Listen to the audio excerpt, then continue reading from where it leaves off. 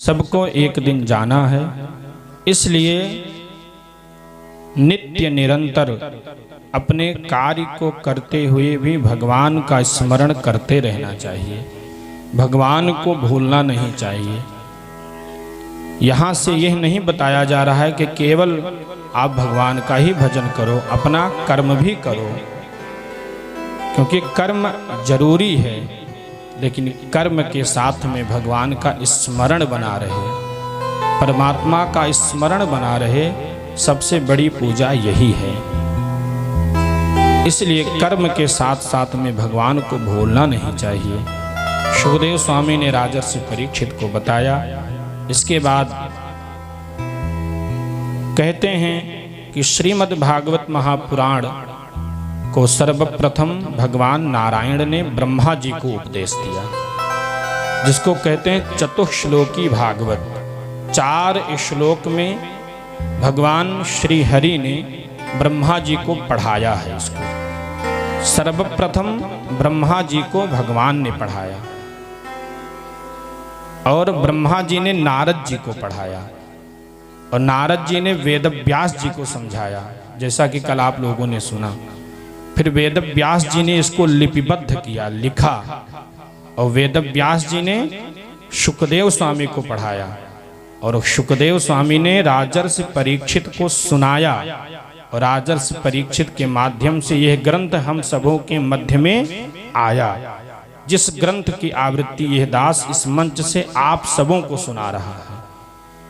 तो सर्वप्रथम भगवान श्री हरि ने ब्रह्मा जी को 4 श्लोकों में पढ़ाया है।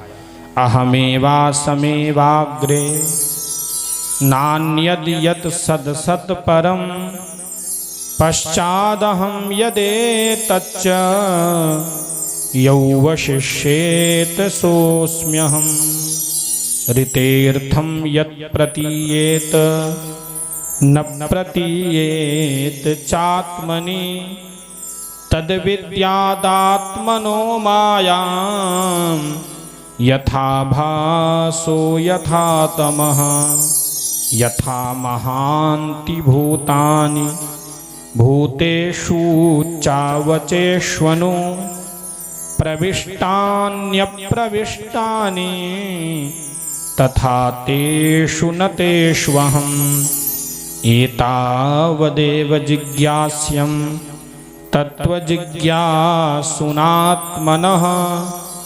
अन्वयव्यतिरेकाभ्यां यत्स्यात् सर्वत्र सर्वदा। यही 4 श्लोक भगवान श्री हरि ने ब्रह्मा जी को पढ़ाया और ब्रह्मा जी ने इसको नारद जी को पढ़ाया। इसी 4 श्लोक से भागवत की रचना हुई।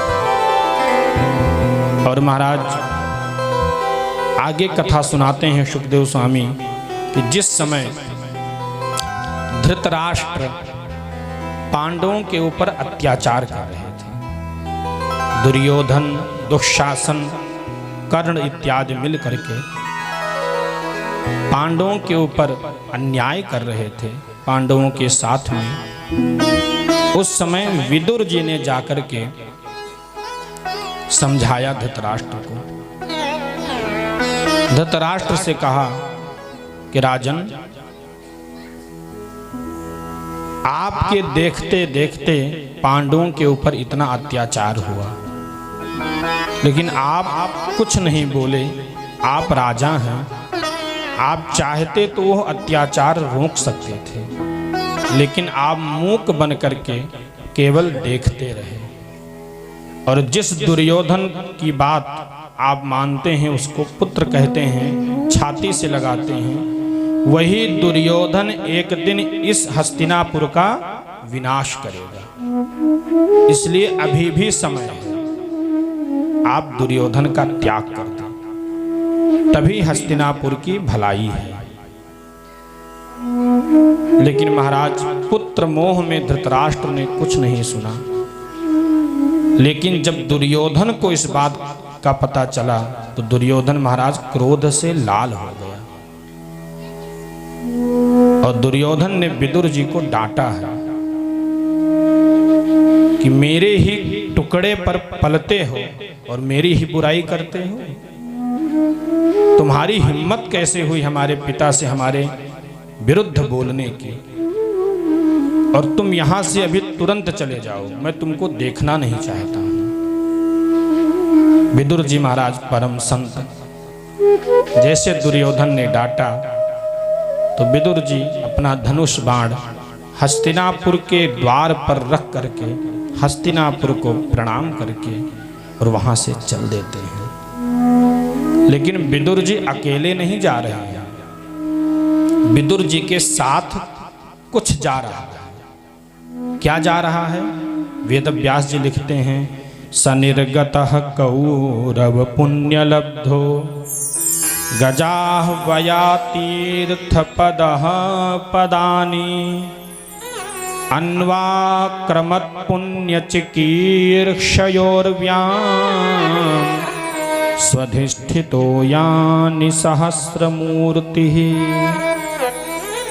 सनिर्गतः कौरव पुण्य लब्धो।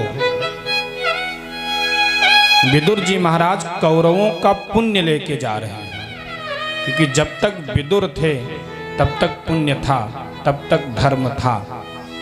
क्योंकि धृतराष्ट्र को समझाने वाला कोई था तो विदुर जी थे। आज वो भी जा रहे हैं तो उनके साथ कौरवों का पुण्य जा रहा है। यानी आज से कौरव बिना पुण्य के जिएंगे, उनके साथ केवल पाप रहेगा। और महाराज, जिस समय रावण ने विभीषण का त्याग किया तो विभीषण जी भी अकेले नहीं गए। विभीषण जी के साथ क्या गया? अस कही चला विभीषण जबहि, अस कही चला विभीषण जबहि, अस कही चला विभीषण जबहि, अस कही चला विभीषण जबहि, आयु दीन भय सब तबहि, आयु दीन भय सब तबहि। जिस दिन से विभीषण जी गए उसी दिन से लंकावासी आयुहीन हो गए, भय सब हो गए। उसमें महाराज कोई नहीं बचा। बचा कौन? मंदोदरी बची, सुलोचना बची, जिनके पास स्वयं का पुण्य था। वो पुण्य के बल पर अपने आयु को संजो ली। लेकिन महाराज और सबकी आयु चली गई। ऐसे ही विदुर जी के साथ में कौरवों का पुण्य चला गया। महाराज ध्यान देना, भगवान का अपराध हो जाए तो कोई बड़ी बात नहीं है। भगवान भक्त वत्सल है, आपको क्षमा कर देंगे। लेकिन कभी भगवान के भक्तों का अपराध मत करना। जो भगवान की सेवा करते हैं, भगवान की पूजा करते हैं, अगर उनका अपराध करोगे तो भगवान कभी आपको क्षमा नहीं करेंगे। इसलिए भगवान का अपराध आपसे हो जाए।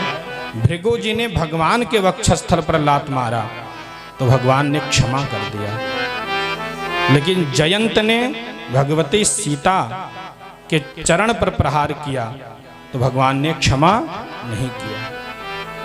इसलिए भगवान का अपराध हो जाए तो चलेगा, लेकिन अगर भक्त का अपराध करोगे तो जो अपराध भगत कर करई, जो अपराध भगत कर करेगी, जो अपराध भगत कर करेगी, जो अपराध भगत कर करेगी, राम रोष पावक सो जरही, राम रोष पावक सो जरही। अगर भक्त का अपराध होगा तो राम जी के रोष रूपी अग्नि में जल करके भस्म हो जाओगे। और ऐसे भस्म होगे महाराज की पता भी नहीं चलेगा। धीरे धीरे सब विनष्ट हो जाएगा, जैसे रावण का विनष्ट हुआ, जैसे कौरवों का विनष्ट हुआ। अगर विदुर जी रहते तो कौरवों का विनाश नहीं होता। अगर विभीषण जी रहते, एक भक्त रहता तो इतने अपराधियों को बचा लेता। लेकिन महाराज जब भक्त का अपराध रावण ने किया और भक्त का अपराध दुर्योधन ने किया, धृतराष्ट्र ने किया, तो महाराज विनाश हो गया। इसलिए कभी भी भक्त का अपराध मत करना। हमारे शास्त्र में भगवतापचार और भागवतापचार दो अपचार है। तो भगवान कहते हैं भगवतापचार हो जाए, यानी मेरे साथ गलत करोगे तो मैं क्षमा कर दूंगा, लेकिन अगर मेरे भक्त को कष्ट दोगे तो मुझे फिर सहन नहीं होगा। इसलिए संतों की सेवा करना चाहिए। एक कथा आपको सुनाएं, याद आ गई। दक्षिण में एक राजा हुए हैं कुलशेखर, उनका नाम था कुलशेखर। तो उनका नित्य का नियम था कि नित्य ब्राह्मणों को बुला करके जिमाते थे, पवाते थे भोजन। और भगवान के इतने भक्त थे महाराज, आपको बताएं कि भगवान के समीप में जब वो खड़े हो जाएं तो महाराज वहां से हटते नहीं थे। भगवान की दिव्य लालित्यमयी मधुरमयी मूर्ति को निहारते रहते थे और भगवान को निहारते निहारते अपने नेत्र को रास्ता बना करके अपने हृदय पर बैठा लेते थे। और महाराज दक्षिण में रंगनाथ मंदिर है, जिस रंगनाथ की पूजा दशरथ जी महाराज किया करते थे।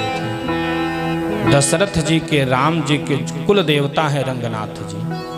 तो रंगनाथ मंदिर है दक्षिण में, और दक्षिण के राजा हैं कुलशेखर जी। तो कुलशेखर जी प्रतिदिन घोषणा करते थे, क्या कि आज हमारे राज्य से रंगनाथ भगवान की यात्रा निकाली जाएगी। घोष्यते यस्य नगरे रंगयात्रा दिने दिने तमहं शिरसा वंदे राजानं कुलशेखरम। राजा कुलशेखर प्रतिदिन घोषणा करते थे, लेकिन उनके मंत्री, उनके परिजन यह जानते थे कि राजा अगर यहाँ से रंगनाथ मंदिर चले गए तो फिर ये लौट करके पुनः नहीं आएंगे, भगवान के ही दास होकर के वहीं भगवान की सेवा करने लगेंगे। इसलिए जब राजा घोषणा करें तो कुछ ब्राह्मणों को बुला करके लावें और कहें, राजन भगवान से बढ़ करके भक्त की सेवा है, इन भक्तों को भोजन कराओ। तब महाराज उन संतों की सेवा में राजा लग जाते, दिन व्यतीत हो जाता, दूसरे दिन फिर घोषणा होती, फिर संत जन को बुला के उनके मंत्री जन लाते, फिर राजा उनकी सेवा में लग जाते। ऐसे दिन व्यतीत होता जा रहा था। एक दिन संयोगवश कोई संत नहीं मिला। राजा ने घोषणा कर दी और महाराज यात्रा निकल गई और कुलशेखर जी के दरबार से यात्रा रंगनाथ मंदिर पहुंची। रंगनाथ भगवान का दर्शन कुलशेखर स्वामी कर रहे हैं और लालित्यमयी मधुरमयी मूर्ति का दर्शन करके महाराज आनंद विभोर हो गए। उनको भान ही नहीं रहा कि मुझे वापस जाना है। भगवान की दिव्य महाराज छटा देख करके, अब आप सोचो, थोड़ा सा विचार करो कि थोड़ी सी कोई सुंदर हो तो उसके ऊपर व्यक्ति लट्टू हो जाता है, थोड़ी सी सुंदर हो तो उसके ऊपर व्यक्ति जान छिड़क देता है। तो जिस परमात्मा सौंदर्य सिंधु का एक बूंद उसके ऊपर पड़ा तो उसके ऊपर जान छिड़क रहे हो, और जिस परमात्मा ने इसे बनाया है वो कितना सुंदर होगा। नाम है तेरा पालनहारा, आपने भजन सुना होगा, कब तेरा दर्शन होगा। जिसकी रचना इतनी सुंदर वो कितना सुंदर होगा।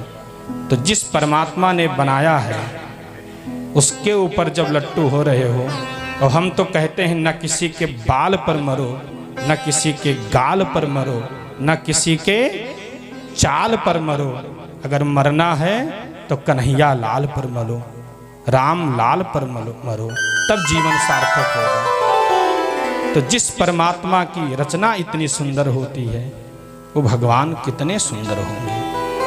ऐसे परमात्मा को देख करके महाराज कुलशेखर स्वामी को भान ही नहीं रहा कि मुझे जाना है।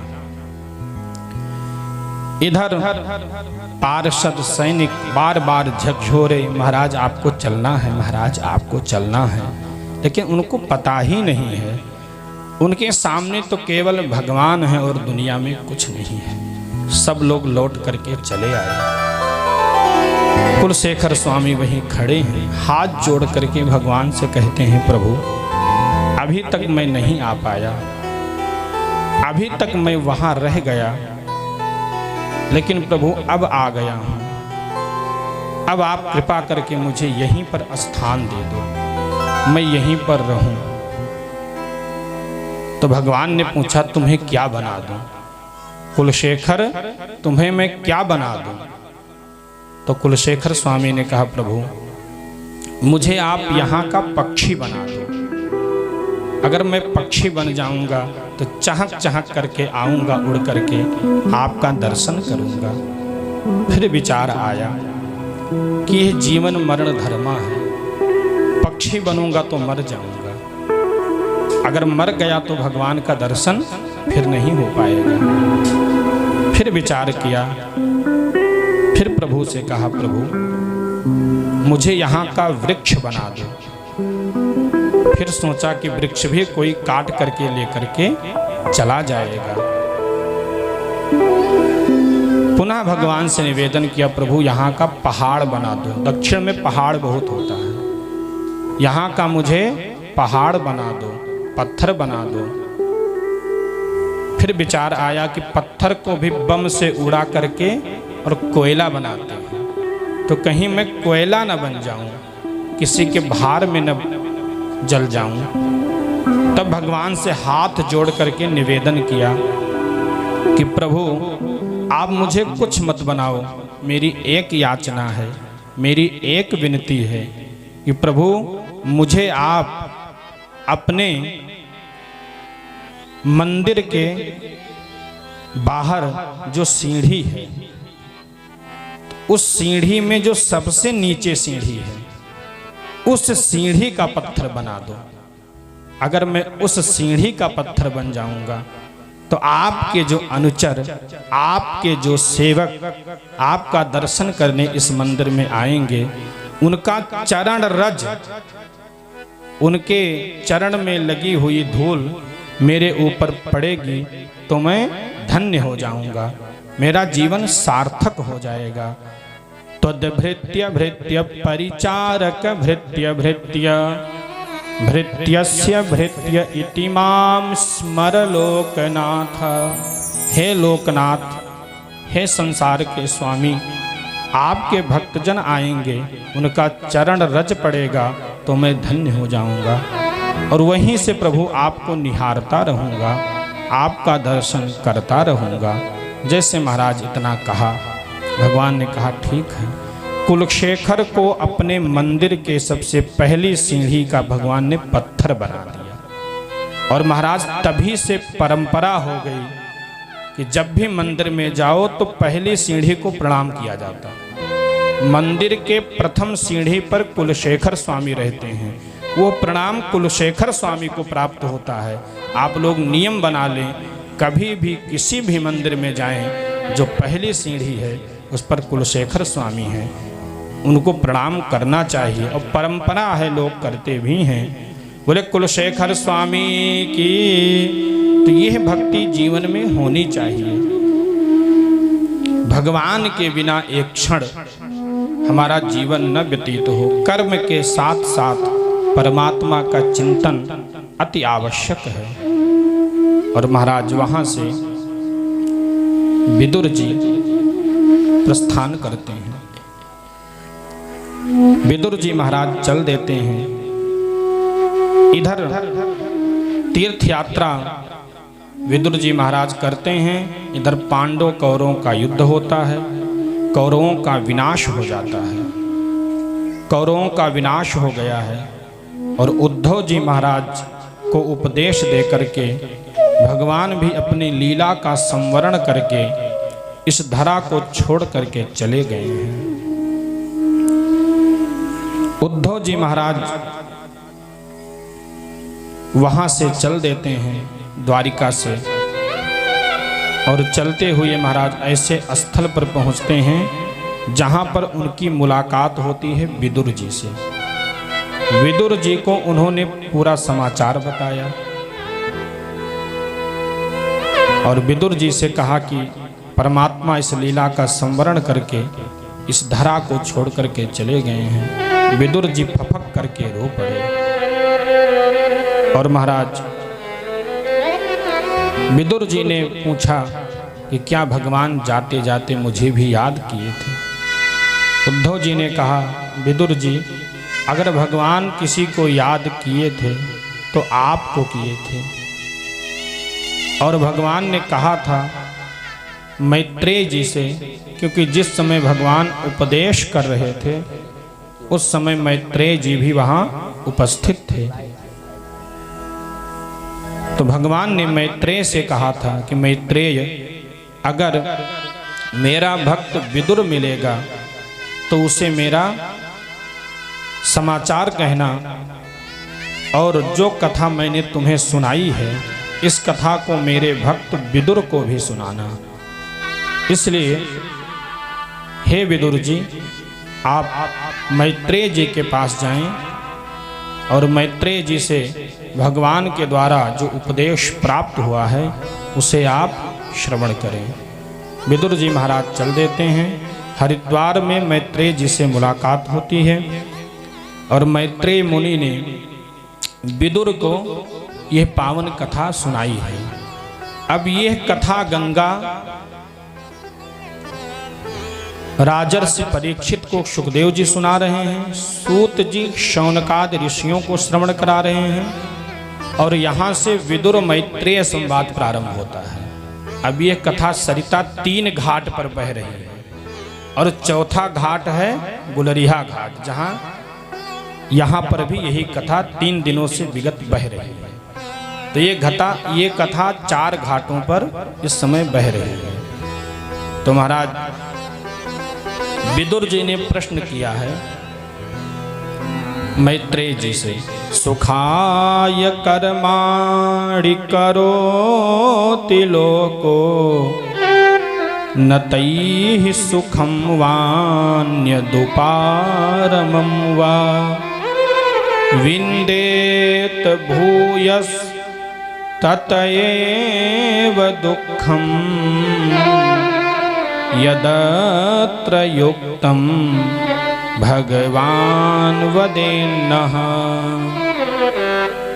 विदुर जी प्रश्न करते हैं कि इस संसार में सब प्राणी जो भी करते हैं वो सुख पाने के लिए करते हैं, जो भी काम करते हैं वो सुख प्राप्त करने के लिए ही करते हैं, लेकिन बाद में कहीं न कहीं उन्हें दुख की ही प्राप्ति होती है, क्योंकि व्यक्ति की तृष्णा कभी खत्म नहीं होती है। व्यक्ति भगवान से एक चीज मांगता है, परमात्मा देते हैं तो दूसरी कमी आ जाती है। अगर भगवान से कहा प्रभु मकान नहीं है मकान बन जाए, परमात्मा की कृपा से मकान बन गया, तो प्रभु अब गाड़ी होनी चाहिए। गाड़ी हो गई तो बेटे का जॉब लग जाए, नौकरी लग जाए। यानी एक एक कांटा चुभता ही जाता है कामना का, और कामना कभी पूरी नहीं होती है। एक दिन व्यक्ति इस धरा को छोड़ करके चला जाता है। इस संसार में जो आया है महाराज, उसका पहले से प्रारब्ध सुनिश्चित है। प्रारब्ध पहले रचा और पीछे रचा शरीर। प्रारब्ध कहते हैं प्रारंभ को, हिंदी में प्रारंभ और संस्कृत में प्रारब्ध। तो व्यक्ति जब इस धरा पर आता है तो जो प्रारंभ होता है वही है प्रारब्ध। ये पहले से सुनिश्चित है। आप किसी की चिंता मत करो, न बेटे की जॉब की करो, न वाहन की करो, न मकान की करो। जब समय आएगा तब सब हो जाएगा। देखिए राम जी का मंदिर भी समय आया तभी बना। भगवान ने क्या शिक्षा दिया? जब हमारा मंदिर नहीं बन पाया इतने दिनों तक, क्योंकि बिना समय के कुछ नहीं होता है। रहीमन चुप हुए बैठिए, देख दिनन की फेर, जब नीके दिन आई हैं तो बनत न लगी हैं देर। फिर विलंब नहीं लगेगा, बस केवल समय की प्रतीक्षा करो, छटपटाओ मत, चिंता मत करो, क्योंकि तुम्हारे छटपटाने से, तुम्हारे चिंता करने से कुछ नहीं होगा। जब समय आएगा तो हो जाएगा। और अगर प्रारब्ध में जॉब लिखा ही नहीं है, नौकरी लिखी ही नहीं है, तो आप कितना भी प्रयास करेंगे वो नहीं मिलेगा। आप केवल भगवान का भजन करो, देने वाला परमात्मा है, समय आने पर वो आपको सब कुछ दे देगा। इसमें आपको थोड़ी सी भी चिंता नहीं करनी चाहिए। यह समझाया है मैत्रेय जी ने विदुर जी को। और महाराज फिर सृष्टि क्रम का वर्णन किया है कि ये सृष्टि कैसे उत्पन्न हुई। आप लोग ध्यान से सुनिएगा, बड़ी ही अच्छी कथा है कि सृष्टि कैसे हुई, पहले क्या था। ध्यान से सुनेंगे तो समझ में आएगा। 2 बार भगवान नाम संकीर्तन।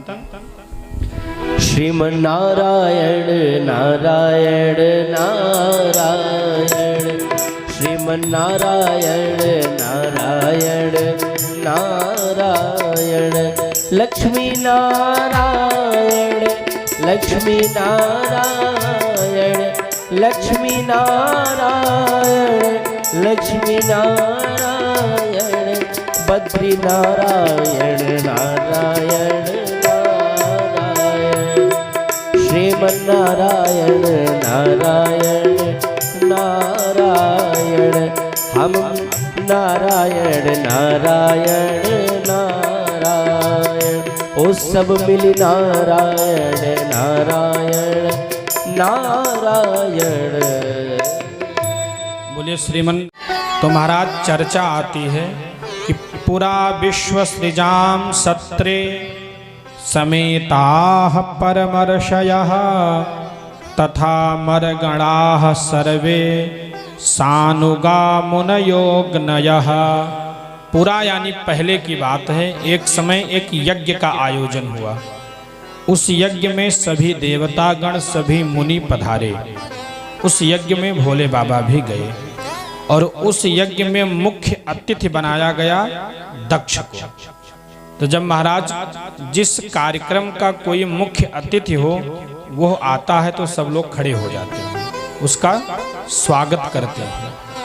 तो भोले बाबा भी उस सभा में थे और भोले बाबा भगवान के नाम का जप कर रहे थे आंख बंद करके। उसी मध्य में दक्ष वहां आया।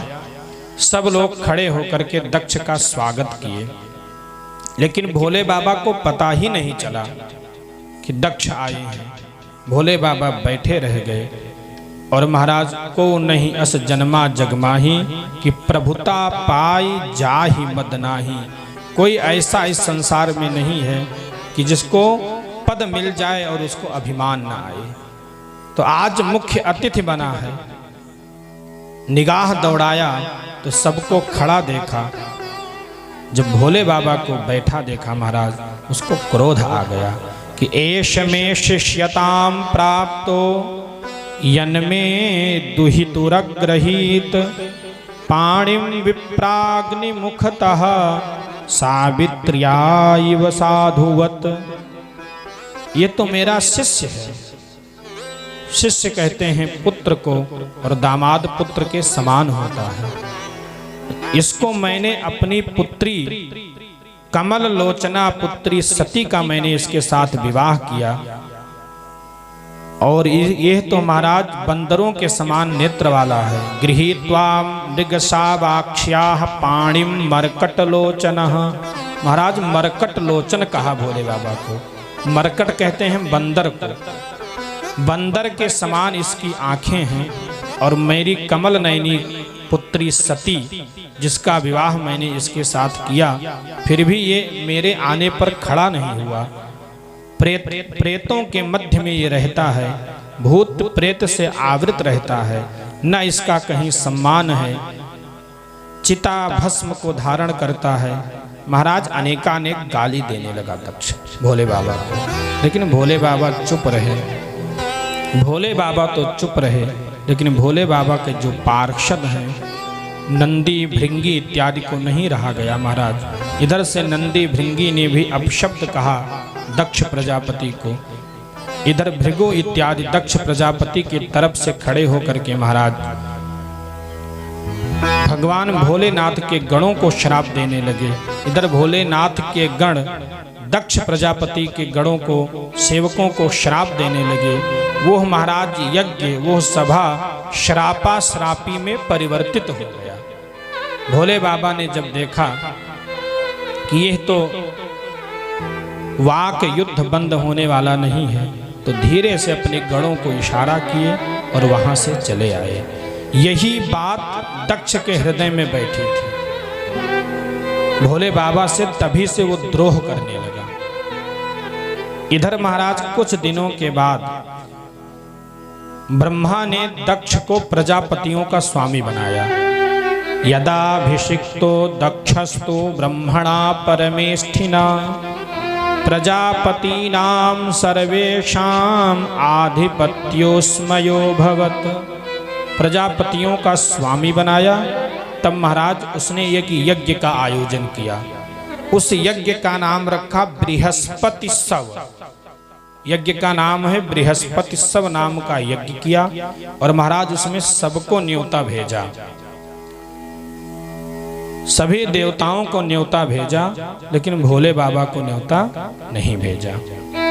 इधर देवतागण महाराज आकाश मार्ग से अपनी सुंदरियों के साथ में, अपनी स्त्रियों के साथ में महाराज भजन कीर्तन करते हुए उसी रास्ते से जा रहे हैं जिस रास्ते में भोले बाबा का वो कैलाश पर्वत पड़ता है। दूसरा भी रास्ता हो सकता था। सबों को पता है कि भोले बाबा को न्योता नहीं मिला है, लेकिन यह उनकी धृष्टता है देवताओं की। किसी दूसरे रास्ते से चले जाते। आजकल भी यही होता है। अगर आपका पड़ोसी जानता है कि आपके यहाँ उनके यहाँ से न्योता नहीं आया है, फिर भी बार बार आके आपसे पूछेगा कि आप नहीं चलोगे, आपको नहीं बुलाए हैं। कहना चाहिए आपको भी। हो सकता है भूल गए होंगे, आप चलोगे तो अच्छा लगेगा। उसे पता है कि इनको नहीं बुलाए हैं। महाराज ये दिखावटीपन तब भी था, जो आज है ये तब भी था। देवताओं ने वही किया। और महाराज आज भी अभी कोई नई गाड़ी लेकर के आए, उसके पास द्वारा कम नहीं होगा कि गाड़ी घूम जाए, लेकिन पड़ोसी के द्वार पर ले जा करके ही घुमाएगा, दिखा करके जलाएगा। ये परंपरा आज भी है, तब भी थी। देवताओं को महाराज कोई दूसरा रास्ता चयन करना चाहिए था, लेकिन उसी रास्ते से निकले। और ऐसे नहीं निकले चुपचाप चले जाते। महाराज गीत गा रहे हैं, भजन गा रहे हैं, तो सती जी ने देखा। सती बिलो के व्योम विमान, सती बिलो के व्योम विमान, सती बिलो के व्योम विमान, सती बिलो के व्योम विमान, जात चले सुंदर विधि नाना, जात चले सुंदर विधि नाना, सती बिलोगे व्योम विमाना, जात चले सुंदर विधि नाना, सुंदर विधि नाना।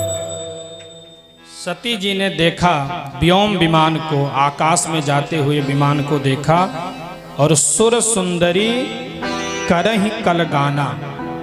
और जो महाराज देवताओं के स्त्रियां हैं महाराज, वो नृत्य कर रही हैं, विमान में नाच रही हैं, भजन गा रही हैं। जब महाराज देखा सती जी ने, तो सती जी ने भोले बाबा से पूछा, तदुपश्रुत्य नभसी खेचराणाम प्रजलपताम, सती दाक्षायणी देवी पितुर्यज्ञ महोत्सवम। महाराज नभ में जाते हुए उस विमानों को जब देखा, तो सती मैया ने पूछा भोले बाबा से कि हे प्रभु, हे स्वामी, ये देवतागण विमान पर बैठ करके स्त्रियों के साथ में नृत्य करते हुए, भजन गाते हुए कहाँ जा रहे हैं? भोले बाबा ने बताया, देवी, ये कहीं अन्यत्र नहीं जा रहे हैं। तुम्हारे पिता ने एक दिव्य यज्ञ का आयोजन किया है। उसी यज्ञ में भाग लेने के लिए, सम्मिलित होने के लिए यह देवतागण अपनी अपनी स्त्रियों के साथ में जा रहे हैं। जब सती जी ने महाराज सुना भोले बाबा के द्वारा कि मेरे पिता ने आयोजन किया, तो सती जी प्रसन्न हो गई। सती जी ने कहा, प्रभु, आपको भी न्योता आया होगा, आपने बताया नहीं। भोले बाबा ने कहा, देवी, न्योता आता तब तो बताते। जब न्योता ही नहीं आया, निमंत्रण ही नहीं आया, तो मैं आपको क्या बताऊं। अब सती जी बुद्धिमान है। अब सती जी कहती हैं, प्रजापतेस्ते श्वशुरस्य सांप्रतम निर्यापितो यज्ञमहोत्सवः किला वयं च तत्रा भिसराम वामते यद्यर्थितामि विबुधा ब्रजन्ति। सती जी कहती हैं, हे स्वामी, आपके ससुर ने यज्ञ का आयोजन किया है। यह भी कह सकती थी कि हमारे पिता ने आयोजन किया है, आपको चलना चाहिए। कहते हैं, आप प्रजापतेस्ते श्वशुरस्य सांप्रतम। ससुर कहने का मतलब ये है कि सीधे अपना संबंध हटा करके और भोले बाबा के संबंध को याद दिलाती हैं कि आपके ससुर हैं। कहीं अगर अपना पिता कहती तो थोड़ा प्रेम कम हो सकता था। जब ससुर बताई कि आपके ससुर ने आयोजन किया है, आपको चलना चाहिए। भोले बाबा ने समझाया, देवी, वहाँ जाना ठीक नहीं है, क्योंकि वहाँ चलोगी तो तुम्हारा कल्याण नहीं होगा। भोले बाबा ने समझाया है कि यद्यपि मित्र प्रभु पितु गुरु गेहा, यद्यपि मित्र प्रभु पितु गुरु गेहा, जाए बिनु बोले न संदेहा, जाए बिनु बोले न संदेहा। यद्यपि मित्र प्रभु पितु गुरु गेहा, जाए बिनु बोले न संदेहा। तदपि विरोध मान जहाँ कोई, तदपि विरोध मान जहाँ कोई, तह गए कल्याण न होई। राम सिया राम, सिया राम जय जय राम, राम सिया राम, सिया राम जय जय राम। ओ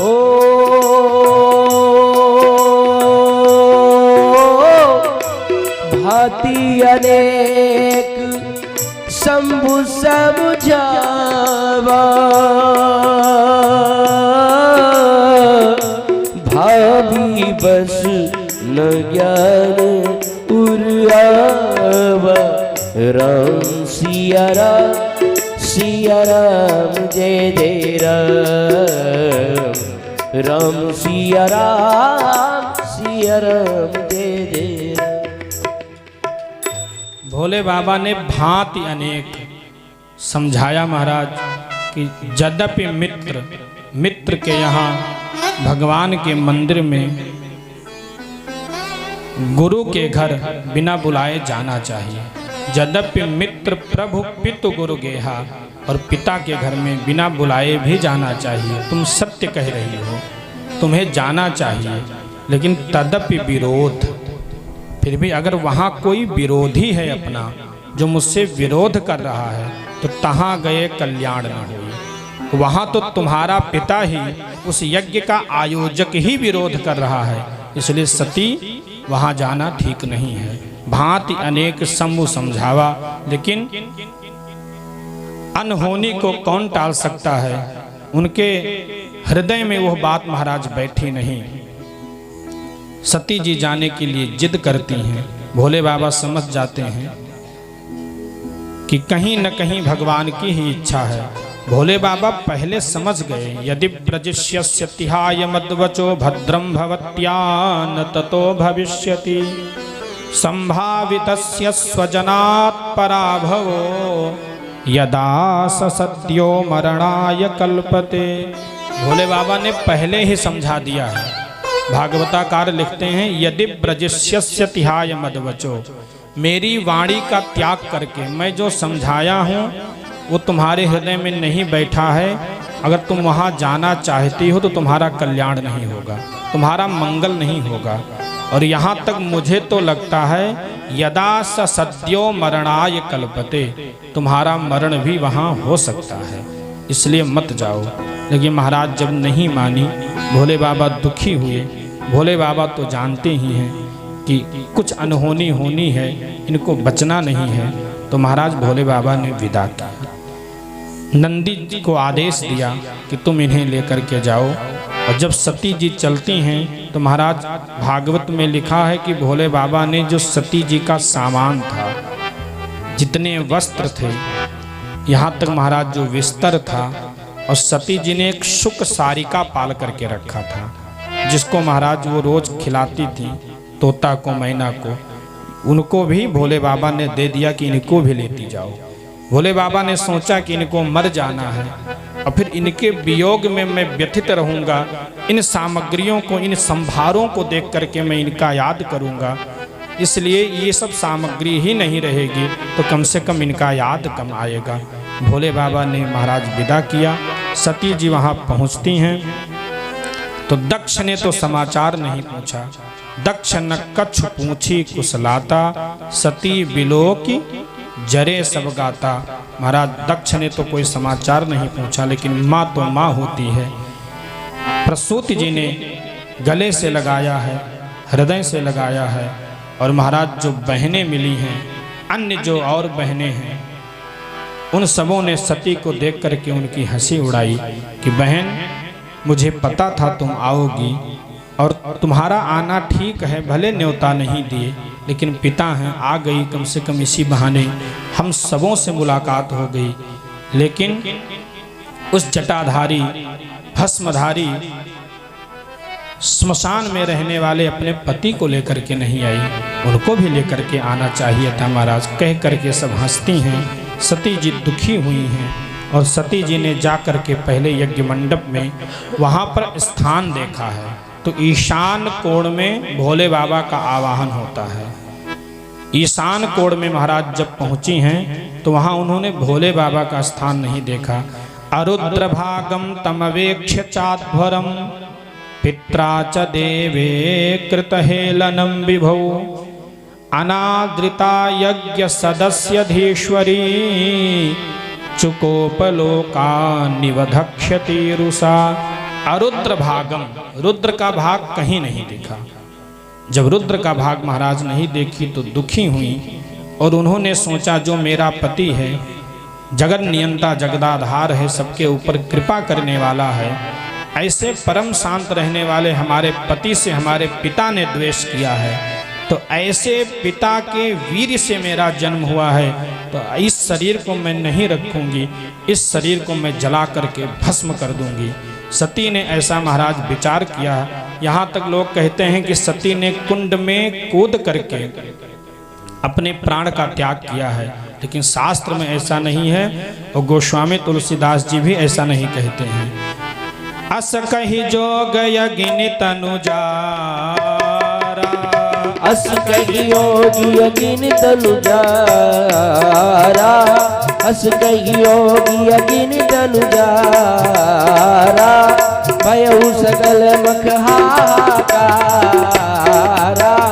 भयउ सकल मख हाहाकारा, समाचार सब शंकर पाए, वीरभद्र कर कोट पठाए, जग विध्वंस जाय दिन कीना, सगल सुरन विधिवत बल दीना, जग विध्वंस जाय दिन कीना सकल विध्वंस दीना जग विध्वंस जाय दिन कीना सकल सुरन विधिवत फलीना जग विध्वंस जाय दिन कीना सकल सुरन विधिवत फलीना। सती जी ने संकल्प किया और उसी संकल्प से अग्नि प्रकट हो गई। उनके शरीर से ही अग्नि प्रकट हुई, जिसको कहते हैं योगाग्नि। अस कही जोग अग्नि तनु जारा, योग रूपी अग्नि से अपने तन को महाराज जला दिया। भयो सकल मख हाहाकारा। और महाराज जिस समय अपने शरीर को जलाती हैं, वेद व्यास जी लिखते हैं ततः स्वभरतुश्चरणाम्बुजासवं जगद गुरोश्चिन्तयति न चापरं ददर्श देहो हतकल्मषासति सद्यः प्रज्ज्वाल समाधि जाग्निना। समाधि रूपी अग्नि से सती जी ने अपने शरीर को जलाया और उस समय ध्यान किसका करी? अपने पति का ध्यान करी और भगवान श्री हरि का स्मरण करी। अपने पति और श्री हरि का स्मरण करके महाराज शरीर को जलाती हैं। और शरीर को जलाती हैं जब यह समाचार नारद जी महाराज भवो भवान्या निधनम प्रजापते रसत्कृताया अवगम्य नारदात स्वपार्षद सैन्यं च तदध्वरर्भुभिः विद्रावितं क्रोधमपारमादधे। नारद जी महाराज आकर के यह समाचार बताते हैं भोले बाबा को। जब महाराज भोले बाबा सुने तो भोले बाबा को क्रोध आया और भोले बाबा ने जटा को उखाड़ करके महाराज जमीन पर पटका। उसी से वीरभद्र नामक दैत्य प्रकट हो गया और वीरभद्र ने हाथ जोड़ करके कहा तं किंकरोमीति गृह्णन्तमाह बद्धांजलिं भगवान भूतनाथः। हे भगवान भूतनाथ, आप मुझे आदेश करें कि मुझे क्या करना है। तो भोले बाबा ने आदेश क्या दिया कि दक्षम सयज्ञम जहि मद्भटानां त्वमग्रणी रुद्र भटांसको में। हे वीरभद्र जाओ, दक्ष को मार डालो। सयज्ञम यज्ञ सहित दक्ष को मार डालो, यानी यज्ञ को विध्वंस कर दो और दक्ष को मार डालो। ये मेरा आदेश है और तुम समस्त रुद्र गणों को लेकर के जाओ। उन रुद्र गणों में तुम अग्रणी हो, तुम आगे आगे रहना सेनापति बन करके और उस यज्ञ को दक्ष सहित विध्वंस कर दो। महाराज आदेश पाकर के वीरभद्र वहां से चलते हैं और यहाँ महाराज पहुंचे हैं। पहुंच करके महाराज जिसको पा रहे हैं उसको मार रहे हैं। और महाराज सबसे पहले पहुंचे यज्ञ मंडप में। केचित् बभंजुः प्राग वंशम पत्नीशालां तथा परे सद आग्निध्रशालांच तद्विहारम महानसम। अब यज्ञ को विध्वंस कैसे कर रहे हैं? वेद व्यास जी लिखते हैं केचित् बभंजुः प्राग वंशम। कोई गण महाराज पहुंच गया पूरब दिशा में और वहां पर महाराज पहुंच करके कुंड को तोड़ने लगा। दूसरा गण पहुंचा है जहां पर यजमान की पत्नी बैठती थी प्रसूति जी, पत्नी शालाम तथा परे। एक गण जा करके जहां प्रसूति जी बैठ करके यज्ञ करती थी उस आसन को महाराज तोड़ दिया। आसन को महाराज पटक करके जो काष्ठ का आसन था, लकड़ी का आसन था, उसको तोड़ दिया और उस वेदी पर लात मार करके महाराज वेदी को भी बिगाड़ दिया। सद आग्निध्रशालांच तद्विहारम महानसम। और महाराज कुछ गण क्या करते हैं, रुरुर्जुर यज्ञ पात्राणि ही, जो यज्ञ के पात्र हैं, श्रुवा है, श्रुचि है, प्रणीता है, प्रोक्षणी है, उन समस्त पात्रों को महाराज तोड़ डालते हैं। और महाराज एक गण क्या कर रहा है, तथैकेऽग्निनाशयन्, वो अग्नि को बुझा रहा है। जो कुंड में अग्नियां जल रही हैं उन अग्नियों को महाराज बुझा रहा है। और एक गण महाराज तो ऐसा किया कुंडेष्वमूत्रयन् केचिद्, और कोई गण महाराज कुंडों में लघुशंका कर देते हैं। कुंडेष्वमूत्रयन्, कुंडों में मूत देते हैं, लोग शंका कर देते हैं, उसको बुझा देते हैं। केचिद विविधुर वेदी मेखला, और कोई महाराज मेखला जो यज्ञ की 3 मेखलाएं होती हैं, 3 सीढ़ियां होती हैं कुंड में, सतरजतम, एक पर सत पर विष्णु जी का आवाहन होता है, और रज पर ब्रह्मा जी का, तम पर भोले बापा का, और तीनों को बिहाय, तीनों को छोड़ करके यज्ञ किया था। तो तीनों महाराज उन मेखलाओं को तोड़ देता है कोई गण। अब महाराज जब कुंड यज्ञ विध्वंस हो गई, अब नंबर लगा वहाँ के आचार्यों का। अब आचार्यों की तोड़ाई शुरू हुई जो यज्ञ करा रहे थे। तो भोले बाबा के जो मणिमान नामक गण हैं, उन्होंने जाकर के भृगु को पकड़ा। भृगु जी आचार्य थे, और भृगु के महाराज दाढ़ी को पकड़ करके हिलाया कि तुम दाढ़ी को हिला हिला करके बड़ा वेद मंत्र बोल रहे थे भगवान भोले बाबा के खिलाफ, तब उसका फल लो। और महाराज उनके दाढ़ी को ही उखाड़ लिया और महाराज उठा करके पटक दिया। वीरभद्र प्रजापति, और प्रजापति महाराज, प्रजापति को वीरभद्र ने पकड़ा। चंडीशः पूषणम देवम, चंडीश नामक गण ने पूषा नामक देवता को, एक पूषा नामक देवता है महाराज, तो उनके बड़े बड़े दांत थे, और दांत महाराज निकाल करके मंत्र खूब बोल रहे थे, खूब यज्ञ की सामग्री को ग्रहण कर रहे थे। तो चंडीश ने उनके दांत को ही तोड़ दिया, और महाराज दांत को तोड़ दिया, वेदांती हो गए। तो आज भी नियम है, जो श्रौत यज्ञ होती है उसमें सत्तू बनाया जाता है, हलवा बनाया जाता है। तो चंडीश ने जो पूषा के दांत को तोड़ा था, तो और तो कुछ खा नहीं सकते हैं वो, तो वही सत्तू घोर करके उनको दिया जाता है। आज भी यज्ञ में नियम है। चंडीशः पूषणम देवम भगम नंदीश्वरो गृहीत, और नंदीश्वर ने महाराज भग नामक देवता को प्रताड़ित किया है। इसी प्रकार महाराज सब लोग प्रताड़ित हुए हैं, सब लोग दंडित हुए हैं, और वीरभद्र पहुंच करके महाराज दक्ष को पकड़ते हैं, और दक्ष को पकड़ करके महाराज उनके सर को 3 बार ऐंठा है, और सर महाराज धड़ से अलग हो गया, और सर को उठा करके कुंड में फेंक दिया। सर महाराज जल करके भस्म हो गया, और दक्ष का केवल धड़ पड़ा हुआ है। यज्ञ महाराज विध्वंस हो गई। और जब यज्ञ विध्वंस हुई महाराज सब लोग दुखी हुए। सभी देवताओं ने जाकर के भोले बाबा की स्तुति करी है। भोले बाबा प्रकट हुए हैं, और भोले बाबा से एक ही निवेदन किया है, प्रभु आप कृपा करके इस यज्ञ को पूर्ण करें। अगर यह यज्ञ विध्वंस ही रहेगी तो भविष्य में लोग सोचेंगे कि यज्ञ कभी पूर्ण नहीं होती है, यज्ञ में विघ्न आ जाता है। इसलिए आप यज्ञ को पूर्ण करें, नहीं तो कोई यज्ञ नहीं करेगा। भोले बाबा से जब ऐसा निवेदन किए हैं, भोले बाबा आए हैं महाराज सभी देवताओं के साथ में। श्री हरि भगवान पधारे हैं, ब्रह्मा जी पधारे हैं। तो सबसे पहले महाराज जब दक्ष के धड़ के पास में गए तो यजमान को जब मरा देखे, तब बिना यजमान के यज्ञ कैसे हो? यजमान को तो जिंदा ही करना पड़ेगा। तो अब सर है नहीं, केवल धड़ पड़ा है। तो वहाँ पर महाराज जो यज्ञ में पशु बलिदान हुआ था, संज्ञापन हुआ था पशुओं का, वही महाराज एक बकरे का सिर पड़ा था। उसी बकरे के सिर को दक्ष के धड़ से जोड़ देते हैं। दृष्ट्वा संज्ञापनम योगम पशूनाम सपतिर्मखे यजमान पशोः कस्य कायातेना हरच्छिरः।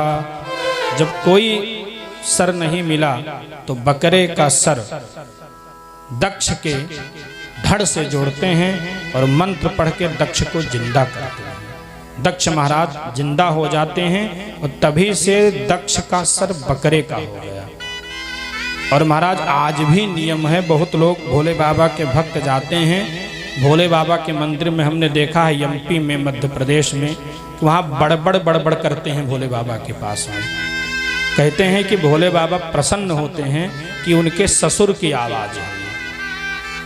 जैसे बकरा बोलता है वैसे बोलते हैं। अपने इधर भी कहीं कहीं नियम है। तो महाराज तभी से उनका सर हो गया बकरे का। उसके बाद यज्ञ को पूर्ण किया गया, यज्ञ की पूर्णाहुति हुई और तभी से महाराज एक नियम लग गया यज्ञ में।